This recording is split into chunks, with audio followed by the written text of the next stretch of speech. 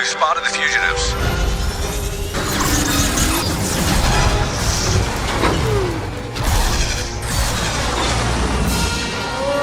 Oh, they fly now! They fly now?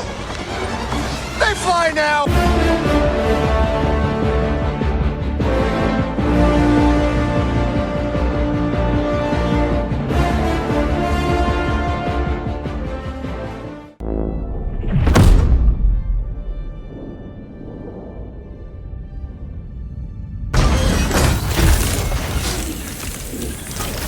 All right, Helldivers. Now, today we're going to be making a... Hang on. Getting a call real quick. Yeah. The DSS, you say? Yes, it's operational again, and they're picking the barrage upgrade again. Okay. Yeah. Thanks for the heads up. All right, guys. Back to the cryopods, cause fuck that shit. Let's go.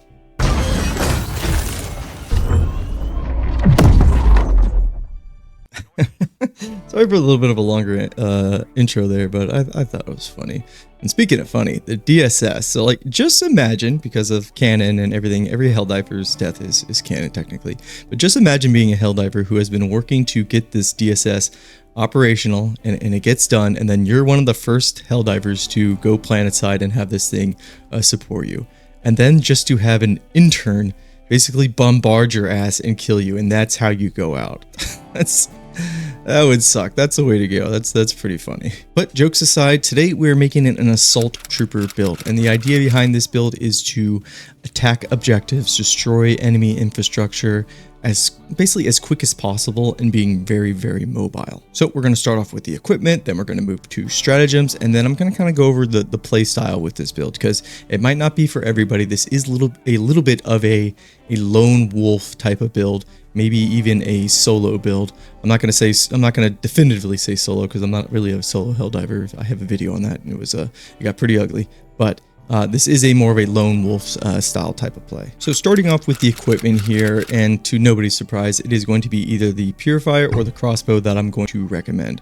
Now, for the secondary and grenade slot, these should probably complement either one of those. So for example, if you're taking the crossbow, I would recommend something like the Redeemer or even the Verdict. I think the Verdict's really good now. I like using it to compensate the crossbow, just because that only has that explosive functionality. So anything up close you're going to get hit in your own radius. So those two weapons I think would complement that pretty well. But if you're taking the Purifier, consider taking the grenade pistol, because the Purifier, it doesn't do any structure damage. So that'll cover that kind of that niche in this build. Is you want to make sure you have structure damage on the ready. So I would take the grenade pistol if you're taking the Purifier. But the grenade slot wise, any grenade works, but the thermite, man, it's just so freaking good now. I know you don't get as many of them if you want to use them for, say, destroying structures. You are kind of limited. But man, it's just such a good pick. I don't know what to do when I don't take this thing anymore. And then the armor slot, I would take just anything light armor. You want your stamina to have the max capacity, and then also regen as quick as possible. So I think any of the light armors will do. Obviously, you are going to be a little squishy, but for this build, we're not exactly going to be sticking around. So we can move on to the stratagem section, and then we can kind of talk about the build overall, and you'll see how it works. So for the stratagems, really only one of these is absolutely mandatory, and that is the jump backpack.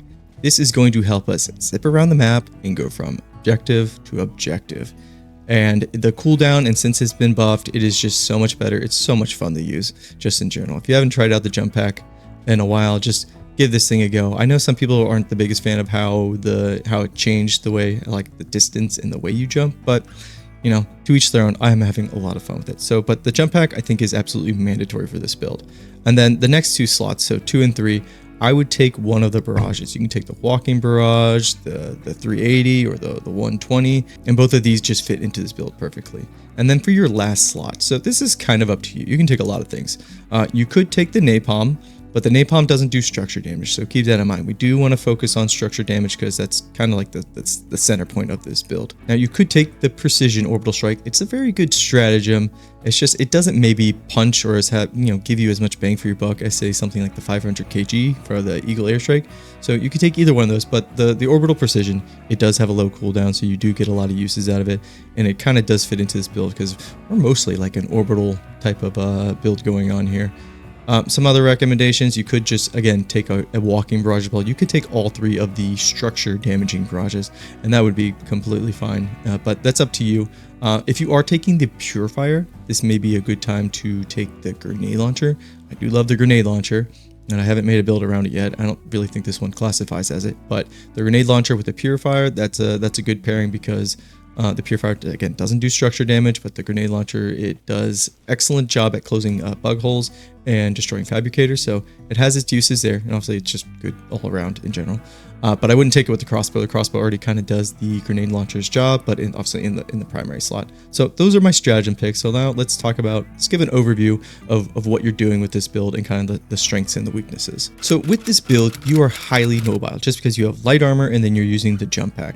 So the idea behind this build is you obviously drop in, make sure you get your jump pack, and then those red blobs that are on the map, those are what you're going for. You're ignoring patrols, you're ignoring secondary objectives. This is a build that is meant for those like assault or like purging hatcheries, blitz missions, something like that. So I would not take this on anything that is defensive. So something like raise the flag or eradicate emergency evacuations. Don't take this build for that because this build is highly mobile and you don't want to be staying in one spot defending anything. So you do want to be zipping around from place to place. So you go from, mega hatchery or mega nest to a heavy nest. And then for those medium and small nest, this is where you want to be you got to kind of judge, can you get the job done with your equipment or just using maybe one stratagem? If you can't, I would skip it because the first thing you want to do, because the barrages, they do have a little bit of a longer cooldown. So you want to go to the big, high concentrated area of enemies and basically start softening up their infrastructure, their buildings, their nest, and even, the big targets, the heavy targets that are there. So you want to go to these big locations and you want to throw down both your barrages as close to the center as possible and then get the heck out. As soon as any patrols or drop ships or bug breaches come up, again, you're on the go. You're not staying and fighting. Your equipment is there to basically take out any defenders or any patrols that you cannot get around. That's what your equipment is for, and again, it'll serve you very well considering it does everything chaff and medium armored enemies that you need to deal with. It'll handle all of those. Like I said, this is a little bit of a lone wolf build because of just how quick you are, and you're not staying around for those secondary objectives. You are softening up the enemies so the rest of your team can come in and basically just clean house. And something that's weird about this game, or not weird, but it's an engine limitation. Have you ever noticed that if you are way off by yourself and you are overwhelmed by enemies and you do die, you'll notice that the enemies actually despawn. So this build actually can help if you stay alive. This can help your other teammates not be getting as swarmed as much because the engine can only handle so many enemies on the map. So if you have, patrols and bug breaches coming up near you and you're just running away from them, eventually they will despawn. But while your other teammates are doing their objectives, they're not going to have as many enemies come after them. So it's not like, so even if you are off on your own, yeah, you are lone wolf in it, you are giving a little bit of a benefit to your team, and you're also softening up those larger targets for them to come in and just clean house. And then you can actually just join them then as well. So once you're done, destroying the heavy in the mega nest, you can just join your teammates, and then your kit will help you out. And then obviously if there's some extra cleanup with like huge bug breaches, barrages are still really good at that. Just be careful not to put them down on objectives where you have to be like stationary for it. That is not what you use those barrages for. So yeah, that's the build. Again, you're zipping around, you're looking for those large targets, like medium and small bases. I wouldn't waste too many barrages on those. I would see if you can get it done with just your regular equipment. But other than that, yeah, this is just a very mobile build.